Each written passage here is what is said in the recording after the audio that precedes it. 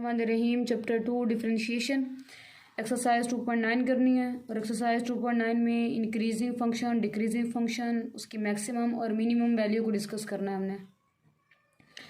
पीछे से सारा डेरिवेटिव पढ़ते आए हैं, तो अब यहाँ पे भी इसकी इंक्रीजिंग और डिक्रीजिंग फंक्शन को डेरिवेटिव के साथ हमने रिलेट करना है। लेकिन अगर ग्राफ इंक्रीजिंग है तो फंक्शन अगर इंक्रीज़ कर रहा है और वो भी हमने ग्राफिकली टर्म्स में बताना है, तो सबसे पहले तो हम ये चेक करेंगे कि अच्छा ग्राफिकली टर्म्स में ज्योमेट्रिकल इंटरप्रिटेशन क्या होगी डेरिवेटिव की। ग्राफ में अगर हम चेक करना चाहें कि डेरिवेटिव क्या है, तो फिर वो हमें कैसे पता चलेगा। हमने फंक्शन का ग्राफ ड्रा किया, ये हमारे पास ये जो कर्व सी बनी हुई है ये फंक्शन का ग्राफ है। इसके एक पॉइंट पी पर हमने ये टेंजेंट ड्रा की है। अब अगर हमने इस टेंजेंट लाइन की स्लोप चेक करनी है तो वो हमें फंक्शन का डेरिवेटिव बताता है। मतलब डेरिवेटिव की ग्राफिकल इंटरप्रिटेशन क्या है कि the slope of tangent line to the graph of the function at point P is the derivative of function. किसी भी टेंजेंट की स्लोप जो हमने फंक्शन के ग्राफ पे ड्रा की है और पॉइंट पी के जो हमारे पास कोऑर्डिनेट्स आ रहे हैं x1 y1 is the derivative of f of x at that point. उसी पॉइंट पर उस फंक्शन का डेरिवेटिव हो जाएगा। वो जो डेरिवेटिव का जो आंसर आएगा वो उस टेंजेंट की स्लोप बन जाती है। मतलब slope of tangent at point P is equal to d y by d x, और d y by d x के अंदर फिर हमने वो पॉइंट पुट कर देना होता है जिस पॉइंट पर टेंजेंट ड्रा हुआ। मतलब एफ प्राइम ऑफ एक्स होते हैं, तो अब एक्स की जगह हमने ये x1 पुट कर दिया। ये तो हो गई ग्राफिकल इंटरप्रिटेशन ऑफ डेरिवेटिव। अब बात करते हैं इंक्रीजिंग फंक्शन की, कि अगर एक फंक्शन है तो हमें कैसे पता चलेगा वो इंक्रीज हो रहा है। कोई एक इंटरवल ले लिया हमने ए बी, और ए बी के अंदर से हमने दो पॉइंट्स ले लिए x1 और x2। A be open interval है, क्लोज नहीं है, ओपन इंटरवल है, और इसके अंदर से हमने दो पॉइंट लिए, x1 स्मॉलर है और x2 जो है वो हमारे पास ग्रेटर आ रहा है। जब इनको हमने फंक्शन में पुट किया और इनके आंसर चेक किए तो पता चला कि x1 पे स्मॉलर आंसर है और x2 के पुट करने से आंसर ग्रेटर आ रहा है। इसका मतलब ये हुआ कि जो फंक्शन है वो हमारे पास इंक्रीजिंग है। अगर f of x two greater हो जाए एफ ऑफ एक्स वन से at greater value of x, तो फंक्शन इंक्रीजिंग है।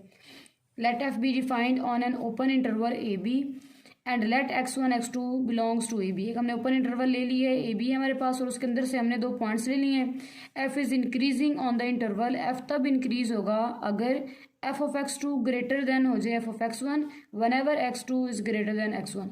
अगर ग्रेटर वैल्यू पे आंसर ग्रेटर आ रहा है और स्मॉलर वैल्यू पे आंसर स्मॉलर आ रहा है, इसका मतलब है जो फंक्शन है वो हमारे पास इंक्रीज हो रहा है, नीचे से ऐसे ऊपर की तरफ जा रहा है। बात करते हैं डिक्रीजिंग फंक्शन की। अब डिक्रीजिंग फंक्शन में हमारे पास क्या है कि एफ को हमने डिफाइन किया हुआ है, ओपन इंटरवल है, वही वाली बात आ गई। x1 और x2 हमने ए बी से ही दो पॉइंट्स ले लिए हैं।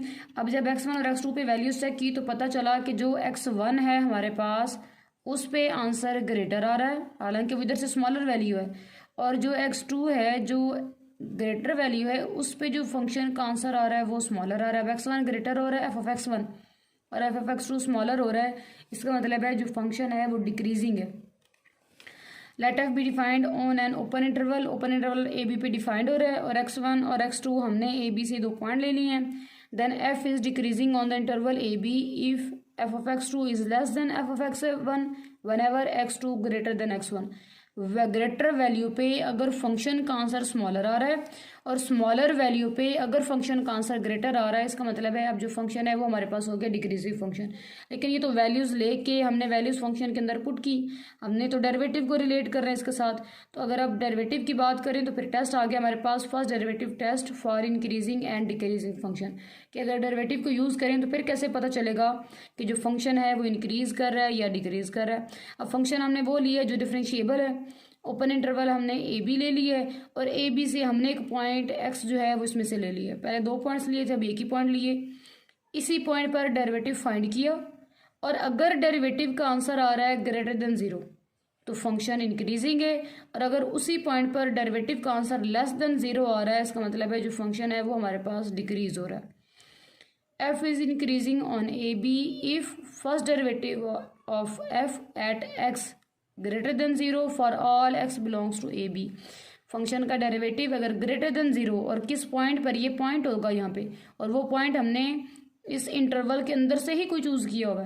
ग्रेटर देन जीरो है तो फिर इंक्रीजिंग है, और अगर लेस देन जीरो है तो फिर जो फंक्शन आ रहा होगा वो हमारे पास डिक्रीजिंग हो जाएगा।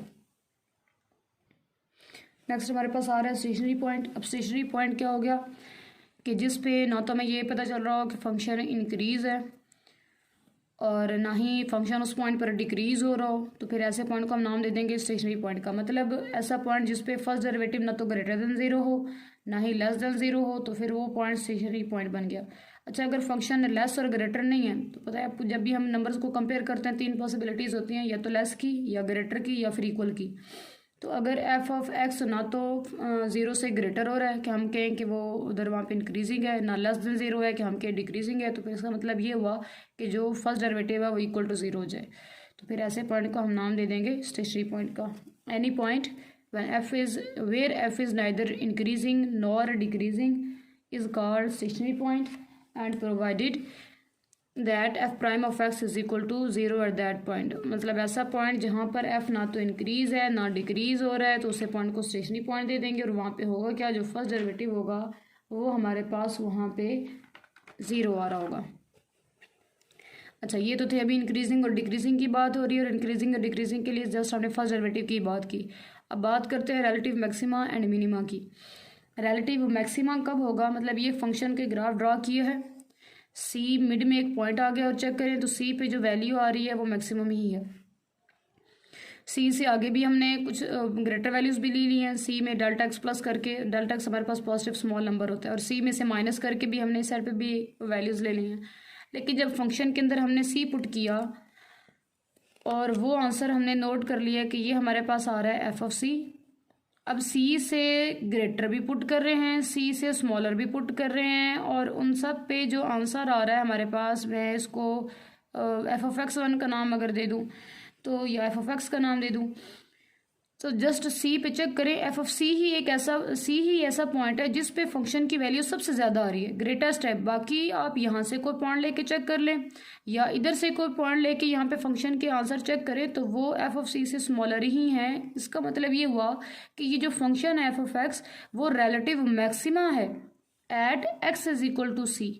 जब x की जगह हम c पुट करते हैं तो वहीं पे उसका मैक्सिमम आंसर आता है। बाकी उससे पीछे उसके स्मॉलर वैल्यूज़ भी पुट कर लें या उससे ग्रेटर वैल्यूज़ भी पुट कर लें, उन सब पे जो आंसर आ रहा है वो स्मॉलर है। सिर्फ c पे ही उसका आंसर सबसे ग्रेटर आ रहा है, ग्रेटेस्ट है आंसर। तो फंक्शन जो होगा वो रिलेटिव मैक्सिमम बन जाएगा at x is equal to c. Definition देख लेते हैं कि if a function y is equal to f of x is said to have a relative maxima, हम तब कहेंगे कि वो रिलेटिव मैक्सिमा है at x is equal to c. कब, if f of c is greater equal to f of x. F of c का answer हमेशा greater होगा उन सारी वैल्यूज से, और वो जो वैल्यूज हम ले रहे हैं वो इस इंटरवल में से ले रहे हैं कि c minus delta x to c plus delta x for small delta x greater than zero. कि डेल्टा एक्स हमारे पास स्मॉल नंबर है, पॉजिटिव होता है, तो इस इंटरवल में से जब भी हम कोई वैल्यू ले और फंक्शन के अंदर पुट करेंगे उसका आंसर स्मॉलर आएगा। किससे, एफ ऑफ सी से। तो फिर एफ ऑफ सी हमारे पास रिलेटिव मैक्सिमा है फंक्शन का। या फिर सेकेंड हम इसे कैसे डिफाइन कर सकते हैं कि f of c is the greatest of all the values of f of x. F of x की इंटरवल्स पे जितनी भी हमने आंसर चेक किए उन सब आंसर्स पर एफ ऑफ सी ही ग्रेटेस्ट है। तो फिर ये हमारे पास रिलेटिव मैक्सिमा है फंक्शन किस पे, x is equal to c पे। अब रिलेटिव मिनिमा की बात करें तो ये ऐसे हमारे पास कर्व हमने ड्रॉ कर दी, फंक्शन का ग्राफ ड्रॉ हो गया और ये मिड पॉइंट सी पे हमने ये ले ली, और जब चेक किया तो जो एफ ऑफ सी है वो हमारे पास स्मॉलेस्ट है। उससे कुछ पीछे वैल्यूज़ लेके फंक्शन पे चेक करें या उससे कोई आगे वाली पॉजिटिव वाली वैल्यूज़ में से भी लेके चेक करें, तो उन सब पे आंसर एफ ऑफ सी से ग्रेटर आ रहा है। मतलब एफ ऑफ सी जो है वो उन सब वैल्यूज से स्मॉलेस्ट है। तो फिर फंक्शन को बोलेंगे कि वो रिलेटिव मिनिमा है at x is equal to c. A function y is equal to f of x is said to have relative minima at x is equal to c if f of c, वो जो एक हमने खास point c लिया हुआ है उस पर अगर फंक्शन के आंसर चेक करें वो स्मॉलेस्ट होगा बाकी सारी वैल्यूज से for all x belongs to c minus delta x to c plus delta x for small delta x greater than zero. ये तो बस ये बता रहे हैं कि डेल्टा एक्स स्मॉल भी है और पॉजिटिव है। तो इस इंटरवल में से हम जब भी कोई वैल्यू लेके फंक्शन के अंदर पुट करते हैं तो उसका आंसर ग्रेटर आता है, लेकिन सी जब हमने पुट किया तो उसका आंसर सबसे स्मॉलेस्ट है। तो फिर फंक्शन का हो गया कि वो रिलेटिव मिनिमा है at x is equal to c पे। या फिर आप ये कहें कि f of c is the smallest of all the values of f of x in the interval c minus delta x to c plus delta x. इस interval में से हम जब भी कोई वैल्यू लेंगे तो उस पर जो फंक्शन का आंसर होगा वो ग्रेटेस्ट होगा, और ये जो एफ ऑफ ग्रेटर होंगे और जो एफ ऑफ सी होगा वो हमारे पास सबसे ज़्यादा स्मॉलेस्ट आ रहा होगा। अब बात करते हैं क्रिटिकल वैल्यू की, क्रिटिकल पॉइंट की। हमने पॉइंट सी ले लिए डोमेन में से, और अगर फर्स्ट डेरिवेटिव ज़ीरो आ जाए या फिर डेरिवेटिव एग्जिस्ट ही ना करे। अब इसमें दो कंडीशन आ रही हैं। स्टेशनरी पॉइंट में बस एक ही बात थी कि जो फर्स्ट डेरिवेटिव है वो ज़ीरो हो जाए, तो हम उसे नाम दे देंगे स्टेशनरी पॉइंट का। लेकिन हम ये कह रहे हैं कि यहाँ पे डेरिवेटिव ज़ीरो हो जाए या फिर डेरिवेटिव उसका एग्जिस्ट ही ना करे, तो फिर सी को हम नाम दे देंगे कि वो फंक्शन की क्रिटिकल वैल्यू है, और वो जो पॉइंट होगा ग्राफ पे सी तो होगी ना एक्स की वैल्यू, x is equal to c की हम बात कर रहे होते हैं, और एफ ऑफ सी होता है वाई का आंसर, जो फंक्शन का इधर वाई एक्सिस पे आंसर आ रहा होता है। तो वो जो पॉइंट होगा कि एक्स और वाई की जो वैल्यूज उस जगह पे आ रही होंगी उसको हम नाम दे देंगे क्रिटिकल पॉइंट का। अच्छा, अगर फिर हम इन दोनों को चेक करें स्टेशनरी और क्रिटिकल पॉइंट का, तो फिर इन दोनों में फ़र्क क्या हुआ?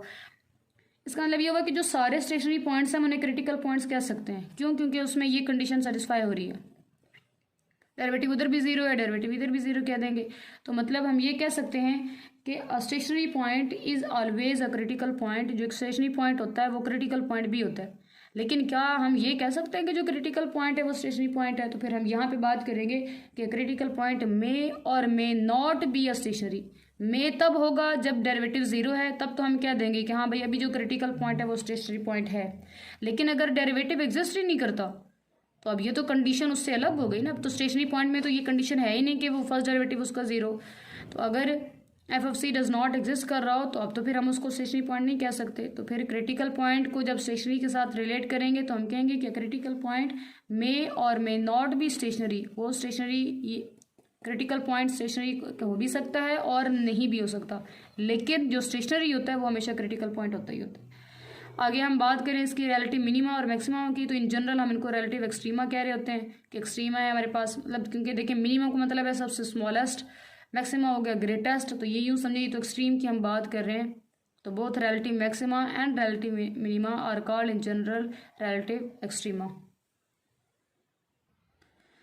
अब हमारे पास अगर रिलेटिव मिनिमा और मैक्सिमा के डेरिवेटिव की हेल्प से अगर हमने चेक करना हो तो फिर कैसे होगा? पहले तो हम वैल्यूज़ की बात कर रहे थे कि ठीक है, अगर सी पे ग्रेटेस्ट आ रहा है तो मैक्सिमा है, अगर सी पे स्मॉलेस्ट आ रहा है तो मिनिमा है। तो अब अगर हम डेरिवेटिव के साथ इसको रिलेट करें तो दो टेस्ट है हमारे पास, फर्स्ट डेरिवेटिव टेस्ट भी है और सेकंड डेरिवेटिव टेस्ट भी। ज़्यादातर सेकंड डेरिवेटिव टेस्ट यूज़ किया जाता है, और अगर सेकंड डेरिवेटिव टेस्ट फेल हो जाए, वो हमें कोई ना दे रहा हो इन्फॉर्मेशन, तो फिर हम फर्स्ट डेरिवेटिव पे आते हैं। अब फर्स्ट डेरिवेटिव हमारे पास क्या कहता है कि अगर फंक्शन हमारे पास चेक करना हो कि वो रिलेटिव मैक्सिमा है at x is equal to c, तो हम सी से डेरिवेटिव फाइंड कर लिया और सी से स्मॉलर वैल्यू भी उसके अंदर पुट करते हैं, सी भी पुट करते हैं और सी से ग्रेटर वैल्यूज़ भी पुट करते हैं।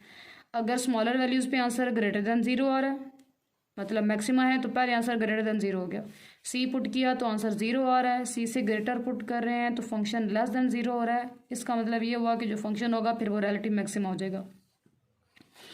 रिलेटिव मिनिमा कब होगा? कि अगर सी से स्मॉलर वैल्यूज़ में हमने कुछ पुट किया है फिर तो आंसर लेस देन ज़ीरो, उसके अपोजिट बात होगी। अब पहले लेस आ रहा है, अगर पहले लेस आ रहा है तो इसका मतलब ये वो मिनिमम हो जाएगा। सी पुट करें तो आंसर ज़ीरो आ रहा है, और सी से अगर हम ग्रेटर वैल्यू पुट करें तो आंसर ग्रेटर देन ज़ीरो आया, तो जो फंक्शन होगा वो हमारे पास रिलेटिव मिनिमा बन जाएगा। फिर सेकंड डेरिवेटिव टेस्ट की बात करेंगे for relative maxima and minima. अगर एफ हमारे पास डिफरेंशिएबल फंक्शन है सी के नेबरहुड पे, सी के नेबरहुड का क्या मतलब है कि सी से स्मॉलर वैल्यूज़ भी और सी से कुछ ग्रेटर वैल्यूज़ भी, नेबरहुड ऑफ सी पे वो हमारे पास डिफरेंशिएबल है, और एफ प्राइम ऑफ सी को हमने ज़ीरो के इक्वल पुट करके आगे जाना है। वहाँ से हम वैल्यू फाइंड करते हैं और फिर फंक्शन पे जब देखें हमें कैसे पता चलेगा कि वो जो सेकंड डेरिवेटिव है वो लेस देन ज़ीरो है। वहाँ से फर्स्ट डेरिवेटिव से वैल्यू लेंगे, सेकंड के अंदर पुट करना है। तो जब पुट करने से अगर डबल डेरिवेटिव का आंसर लेस देन ज़ीरो है, मतलब वो नेगेटिव हो रहा है, तो फिर वो मैक्सिमा होता है। और अगर सेकंड का हमारे पास आंसर ग्रेटर देन ज़ीरो आ रहा है, पॉजिटिव है, तो फिर वो रिलेटिव मिनिमा है। पीछे भी एक्सरसाइज में आपकी इंक्रीजिंग भी है और डिक्रीजिंग भी है। इंक्रीजिंग और डिक्रीजिंग के लिए हमने फर्स्ट डेरिवेटिव की बात की थी, डिक्रीजिंग। तो अगर first derivative greater than zero आ रहा है हमारे पास तो वो इंक्रीजिंग है, और अगर लेस देन ज़ीरो आ रहा है तो फिर वो हमारे पास डिक्रीजिंग है। मैक्सिमा और मिनिमा के लिए मैंने कहा कि हम सेकंड डेरिवेटिव को ही हम यूज़ करते हैं, तो सेकंड डेरिवेटिव का उससे अपोजिट है। मैक्सिमा कब होगा? अगर सेकंड डेरिवेटिव का आंसर लेस देन 0 है, और मिनिमा तब होता है जब सेकंड डेरिवेटिव का जो आंसर है वो ग्रेटर देन 0 हो जाए। ये था हमारे पास इंक्रीजिंग, डिक्रीजिंग, मैक्सिमा और मिनिमा। अब आगे अपने एक्सरसाइज पे चलता हूँ और पहले यहीं पे बात अपनी कंप्लीट करता हूँ।